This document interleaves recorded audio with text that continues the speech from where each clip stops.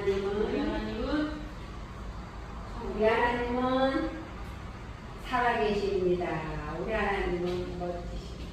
네, 우리 하나님은 살아계시죠. 네, 살아계십니다. 우리 하나님은 멋지십니다. 네, 멋지시고 살아계십니다. 네, 아멘. 멋지시고 살아계신 하나님께서 오늘 시편 14편의 말씀을 통해서 주실 은혜를 기대합니다. 시편 14편은 다윗이 쓴 시예요. 다윗이 이 시편 14편을 기록했는데 시편 53편을 보면 시편 14편과 거의 같아요. 같은 시가 시편 안에 2번 들어가 있어요. 14편이 먼저 써졌고 53편은 나중에 다른 분들에 의해서 약간 변형이 되었는데, 자, 제가 14편을 다시 읽어드릴 테니까 눈을 감으세요. 그리고 잘 들어보시기 바랍니다. 어리석은 사람은 마음속으로 하나님이 없다 하는구나. 그들은 한결같이 썩어서 더러우니 다른 일을 하는 사람이 아무도 없구나. 주님께서는 하늘에서 사람을 두고 보시면서 지혜로운 사람이 있는지 하나님을 찾는 사람이 있는지를 살펴보신다. 너희 모두는 다른 길로 빗나가서 하나같이 썩었으니 착한 일을 하는 사람이 하나도 없구나. 죄악을 행하는 자는 다 무지한 자냐? 그들이 밥 먹듯이 내 백성을 먹으면서 나 주를 부르지 않는구나. 하나님이 의인의 편이시니 행악자가 크게 두려워한다. 행악자는 가난한 사람의 계획을 늘 좌절시키지만 주님은 가난한 사람을 보호하신다. 하나님, 시온에서 나오셔서 이스라엘을 구원하여 주십시오. 주님께서 당신의 백성을 그들의 땅으로 되돌려 보내실 때에 야곱은 기뻐하고 이스라엘은 즐거워할 것이다. 늘 뜨시기 바랍니다. 오늘 이 시편 14편에 어리석은 자가 나와요. 그 어리석은 자는 그의 마음에 이르기를 하나님이 없다 라고 말한다는 거예요. 그뿐만이 아니에요. 하나님이 없다 마음에 이르는 이 어리석은 자는 부패했다 적었다는 거예요. 왜 우리 음식 상하면 부패하잖아요. 부패했다는 거예요. 그뿐만이 아니라 행실이 가증하다. 행하는 것들이 가증하다는 거예요. 선을 행하지 않는다는 거예요. 그런데 그 선을 행함이 하나도 없다는 것입니다. 하나님께서 인생을 굽어 살피셨대요. 인생이라 함은 이 세상에 사는 모든 사람을 말하는 거예요.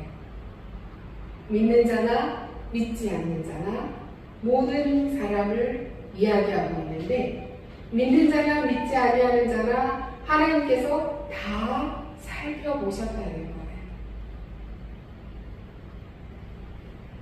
그런데 지각이 있어 하나님을 찾는 자가 있는가 보려 하신지, 여기에서 지각이 있다라는 것은 지식도 지혜도 모두 갖추고 있는 것을 이야기해요. 그래서 어리석은 자와 지금 지각이 있는 자가 지금 두 부류가 여기에 나타나고 있어요. 오늘 우리가 이 시편 14편에서 생각해 볼 것은 무엇인가? 내가 어리석은 자인가 지각이 있는 자인가를 잘 생각해 보셔야 돼요. 어리석은 자는 그의 마음에 이르기를, 이건 무슨 말이에요? 그의 마음에 생각하기를 하나님이 없다 라고 했다는 거예요. 그 생각이 그의 삶 속에서 어떻게 나타났습니까? 행악하는 것으로, 선을 행하지 아니하는 것으로 부패한 삶으로 나타났다는 거예요. 생각이 그의 삶의 결과로 나타났다는 것을 오늘 이 시편 1절, 1절을 통해서 우리가 알 수가 있어요. 여호와께서 하늘에서 인생을 보고 살피셨다는 거예요. 믿는 자나 믿지 않는 자나 모두 다 살펴보셨다는 거예요. 왜 살펴보셨을까요? 지각 있는 자를 찾기 위하여. 지혜로운 자, 지식을 가진 자인데 이 사람은 바로 누구냐면, 지각이 있다라는 것은 바로 하나님을 하나님으로 아는 사람이 지각이 있는 사람이에요. 어리석은 자는 하나님이 없다 해요. 지각이 있는 사람은 하나님이 계시다는 것을 알고 있기 때문에 그의 삶의 결과가 어떨까요? 부자가 되고 잘 사는 삶의 결과, 형통의 결과를 이야기하는 것이 아니에요.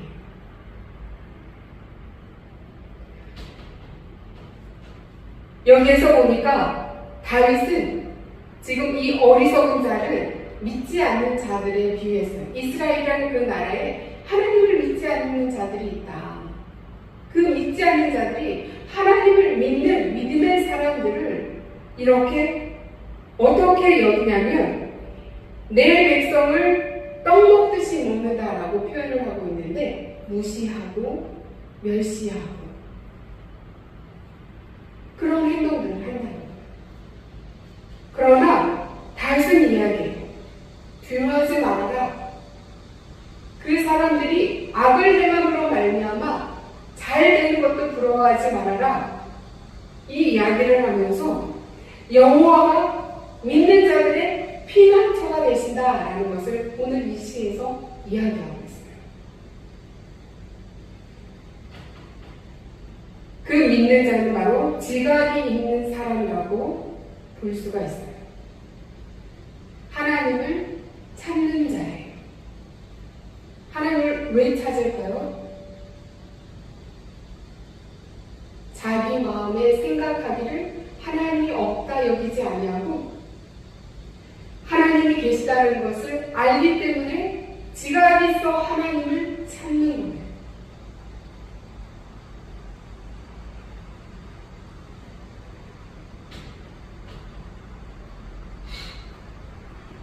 우리는 성도이니까 하나님이 계심을 믿죠. 그래서 우리는 하나님을 찾는 자이죠. 아멘. 아멘. 하나님을 찾는 자입니다. 그런데요, 우리가 잘 생각해야 돼요. 그의 마음에 이르기를, 그의 마음에 생각하기를. 하나님이 없다 하는 자가 어리석은 자인데, 우리도 어리석은 자로 살아갈 때가 많아요. 언제 그 어리석은 자로 살아갈까요? 윤리 신학자였던 라인홀트 니버가 인간에게는 교만이 있는데 그것이 4가지로 분류해 볼 수 있다라고 얘기했어요. 첫째, 권력적 교만. 이 권력적 교만은 낮을 때는 겸손하지만 조금만 높아지면 높아질수록 사람에게는 다른 사람을 무시하는 교만이 있다 라는 거예요. 잘 생각해 보십시오. 두 번째는 지적 교만입니다.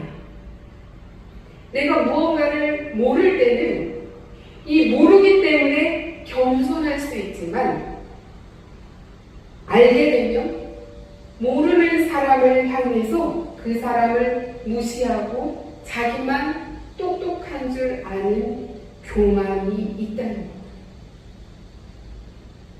이게 지식의 교만이에요. 세 번째는 도덕적 교만이에요. 부도덕할 때야 별 수 없이 조용히 지내지만 조금이라도 도덕적으로 내가 내세울 것이 있으면 다른 사람들을 부도덕하게 생각하고 자신을 높이 평가한다는 거예요. 나는 거룩한 사람, 나는 깨끗한 사람, 나는 윤리적인 사람, 나는 도덕을 잘 지키는 사람, 양심이 바른 사람, 선한 사람. 그러기에 너는 나보다 못한 사람. 이게 바로 도덕적 교만인 거야. 넷째는 영적인 교만이에요. 자신의 신앙적 행위라든지 기도, 성경 읽기, 봉사 등이 다른 사람과 비교해서 조금이라도 나은 점이 있으면 그걸 자랑하지 않고는 견딜 수 없어서 자기만큼 따라오지 못하는 사람을 무시하고 형편없이 본답니다. 내가 너보다 믿음이 더 좋아. 내가 너보다 더 열심히 봉사해.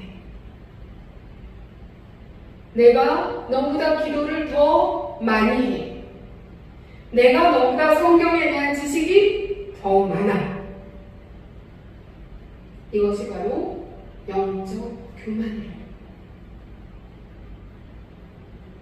이 네 가지의 교만, 권력적 교만, 지적 교만, 도덕적 교만, 영적 교만이 마음에 생각이 될 때, 마음에 들어올 때 우리는 성도임에도 불구하고 하나님이 없는 삶을 살아갈 수 있다는 거예요. 교만은 하나님을 알지 못하게 합니다. 교만은 죄입니다. 죄는 하나님과 우리 사이를 갈라놓아요. 하나 되지 못하게 하고 하나님의 말씀을 듣지 못하게 합니다. 하나님을 찾지 못하게 한다는 거예요. 그러므로 우리는 지각이 있어 하나님을 찾는 자 같으나 잘 돌아보면 내가 영적인 교만으로 인하여 하나님을 진정으로 찾는 자가 아닌 어리석은 자일 수도 있다는 것입니다.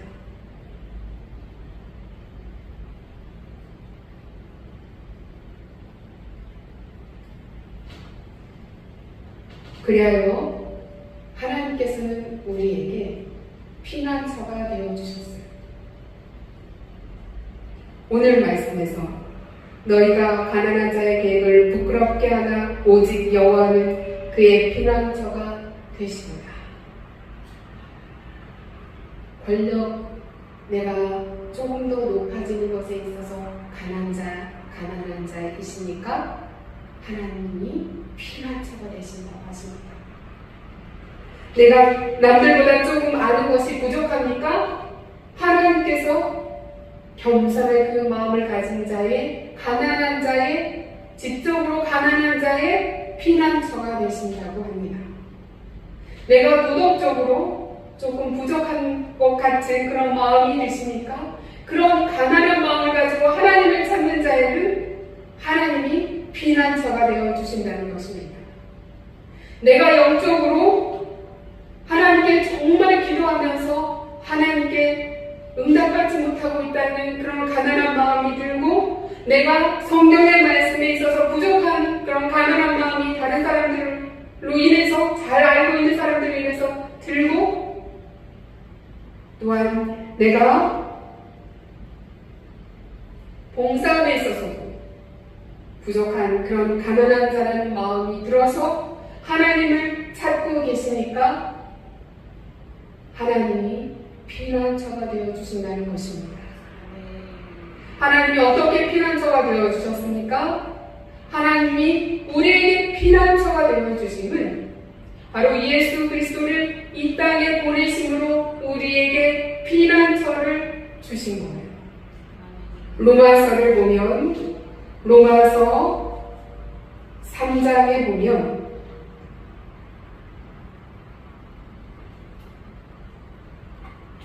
사도 바울이 이 다윗의 14편 시를 인용하면서 이 세상에 악이 편만하다는 것을 이야기하고 있어요.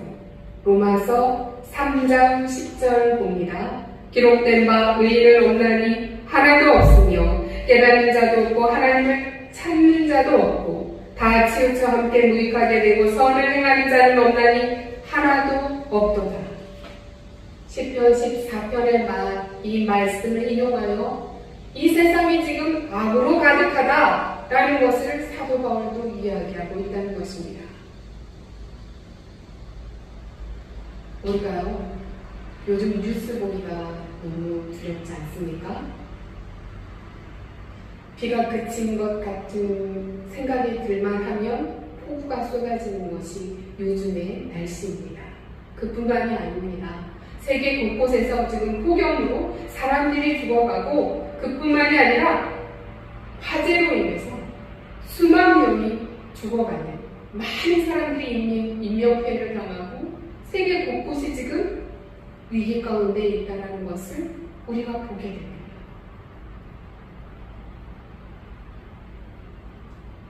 이러한 때에 우리는 이 시편 14편에 기록된 이 말씀에 귀를 기울여야 합니다. 바울도 얘기했습니다. 의인은 없나니 하나도 없으며 깨닫는 자도 없고 하나님을 찾는 자도 없다. 다시 얘기했잖아요. 이 시편 14편에서 노래했잖아요. 어리석은 자는 그 마음에 이르기를 하나님이 없다 하는도다. 지금 우리가 살아가고 있는 이 세상에는 믿지 않는 자들이 많이 있어요. 이 사람들은 그의 마음에 이르기를 하나님이 없다. 그의 마음에 생각하기를 하나님이 없다 생각한다는 거예요. 그렇기 때문에 그들이 하는 일들마다 악하다는 거예요. 행악한다는 거예요. 부패했다는 거예요. 그래야 우리가 지금 이 세상을 살아가게 돼 있어서 고통이 있고 고난이 있고 어려움이 있고 환난이 있다는 이야기입니다. 지각에 있는 자는 이때에 들어야 할 하나님의 음성이 있는데 그것이 무엇입니까? 예수 그리스도의 그 복음을 들을 수 있어야 돼요. 예수 그리스도께서 우리의 피난처가 되어주셔서 우리가 권력적인 교만, 지적인 교만, 도덕적인 교만, 영적인 교만에서 자유로울 수 없어요. 왜 그래요? 의인은 없나니 하나도 없는 것이 이 땅에서의 삶을 살아가는 인생들의 상태이기 때문에 그렇습니다. 우리가 예수 그리스도로 말미암아 구원함을 받은 성도이기를 바라 이 세상을 살아가면서 이러한 교만의 죄를 범하지 아니하는 그런 자가 되고 싶으나 우리가 이러한 교만의 죄를 저지를 때가 있다는 것입니다. 그러므로 하나님께서는 피난처가 되신 하나님께서는 우리에게 예수 그리스도를 보내주셔서 예수 그리스도를 의지함으로 말미암아 구원함을 받는 자리로 나아갈 수 있도록 점점 우리가 거룩한 성화된 사람으로 변화될 수 있도록 해주셨다.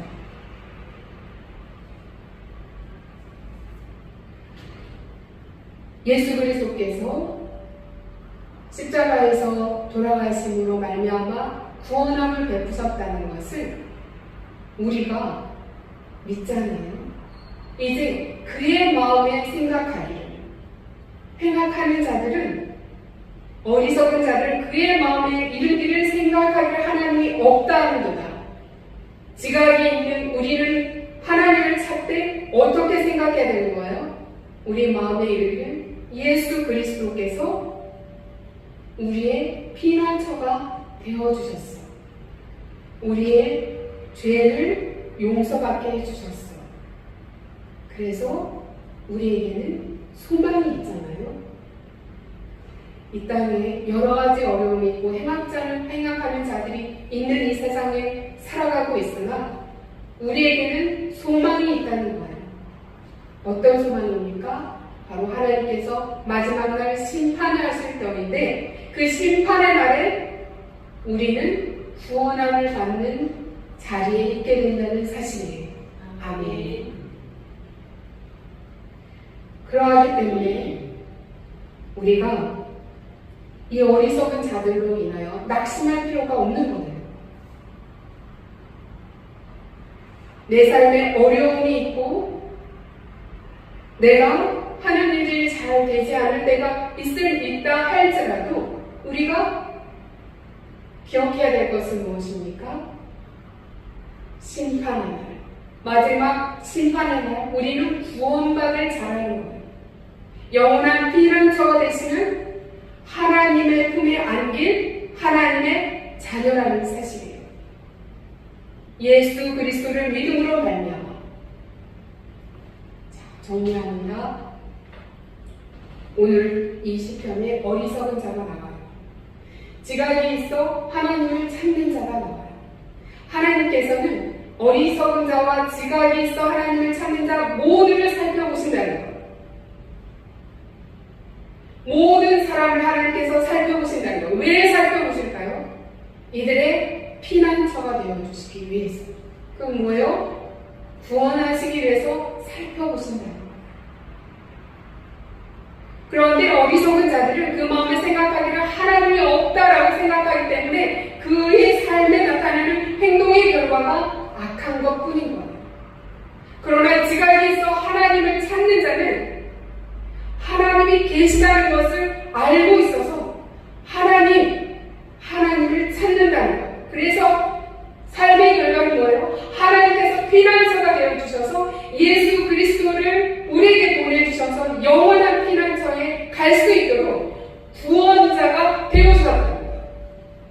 그러므로 말미암아 이 땅을 살아갈 때 여러 가지 어렵고 환난이 오고 또 위기가 우리의 삶의 가운데 찾아오기는 하나 우리는 심판의 날, 마지막 날 심판의 날 구원받을 영원한 피난처이신 하나님의 그 약속하신 부활의 일을 자들이기에 늘 하나님을 의지하며 나아가야겠습니다. 아멘. 하나님 말씀하십니다. 오직 여호와는 그의 피난처가 되시도다. 누구의 피난처요? 가난한 자. 우리 좀 더 높아지는 데 있어서 가난하다면 감사합시다. 아멘. 내가 지식에 있어서 남들보다 조금 모르는 것이 있으니까 그것도 우리가 감사합시다. 아멘. 내가 도덕적으로 다른 사람보다 조금 못하는 것 같으니까 감사해 보십시오. 아멘. 영적으로 내가 남들보다 기도를 성령이 추면서 못하는 것 같습니까?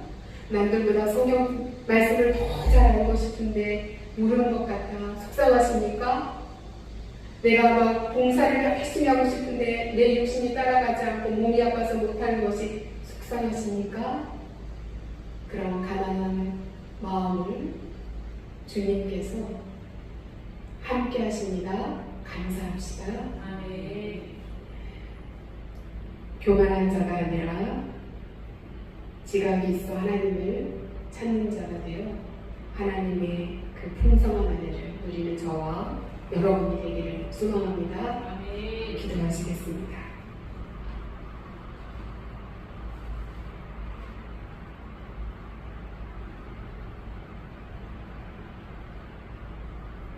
어리석은 자는, 믿지 않는 자는 하나님이 없다 마음에 생각합니다. 그들이 행하는 것은 모두 가증하고 선을 행하는 것이 하나도 없습니다.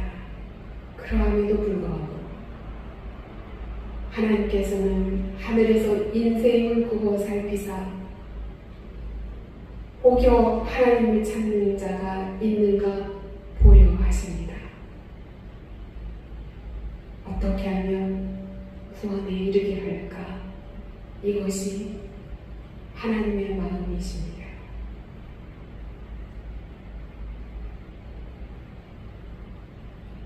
그 하나님의 마음을 우리가 늘 기억하며 감사드립니다.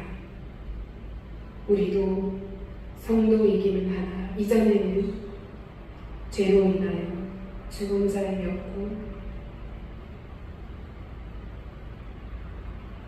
마음에 이르기를 하나님이 없다 생각하며 행하던 자들이었습니다.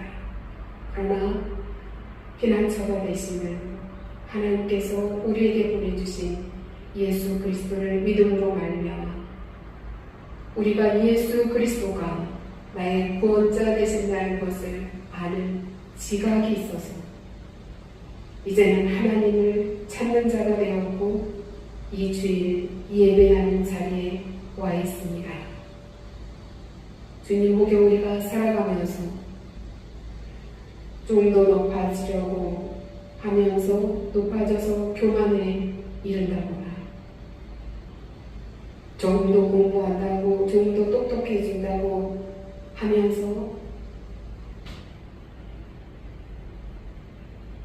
조금 못 배운 사람을 무시한다거나 나는 윤리적으로 도덕적으로 깨끗하다고 하여 다른 사람을 비난한다거나 내가 더 믿음 있는 자라 자부하며 영적인 교만에 이르지 아니하도록 성령 하나님 깨닫는 은혜를 주시고 회개의 은혜를 베풀어 주셔서 늘 가난한 자의 마음을 가지고 주님을 찾는 지각이 우리에게 있게 하여 주옵소서. 예수 그리스도의 이름으로 기도드립니다. 아멘. 사도신경으로 신앙고백합니다. 나는 전능하신 아버지 하나님 천지의 창조주를 믿습니다. 나는 그의 유일하신 아들 우리 주 예수 그리스도를 믿습니다. 그는 성령으로 잉태되어 동정녀 마리아에게서 나시고 본디오 빌라도에게 고난을 받아 십자가에 못 박혀 죽으시고 장사된 지 사흘 만에 죽은 자 가운데서 다시 살아나셨으며 하늘에 오르시어 전능하신 아버지 하나님 우편에 앉아 계시다가 거기로부터